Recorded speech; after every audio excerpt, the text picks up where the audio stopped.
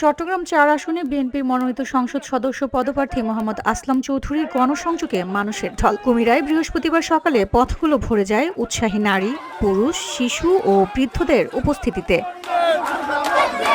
কুমিরা ইউনিয়নের আংশিক এলাকায় অনুষ্ঠিত গণসংযোগে মানুষ ফুল দিয়ে আসলাম চৌধুরীকে বরণ করেন। তিনি বলেন, স্বাধীনতা বিরোধীদের চক্রান্ত বারবার মানুষ রুখে দিয়েছে।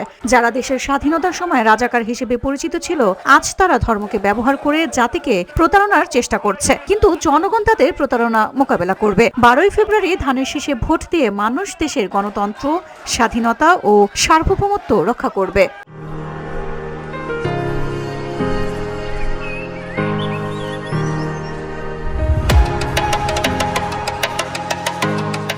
এ সময় উপস্থিত ছিলেন জাতীয়তাবাদী ছাত্রদল কেন্দ্রীয় সংসদের সিনিয়র সহসভাপতি আবু আফসার মোহাম্মদ ইয়াহিয়া, সীতাকুণ্ড উপজেলা বিএনপির সদস্য সচিব কাজী মহিউদ্দিন, আনোয়ারুল আজম মুকুল, শামসুদ্দোহা, নুরুল আজিম সবুজ, শাহাবুদ্দিন, জহুরুদ্দিন বাবুল সহ আরও অনেকে। চট্টগ্রাম ৪ আসনে নির্বাচনী মহড়ায় এভাবেই দলীয় মনোনীত প্রার্থীর সঙ্গে সাধারণ মানুষের সরাসরি সংযোগ অব্যাহত থাকবে।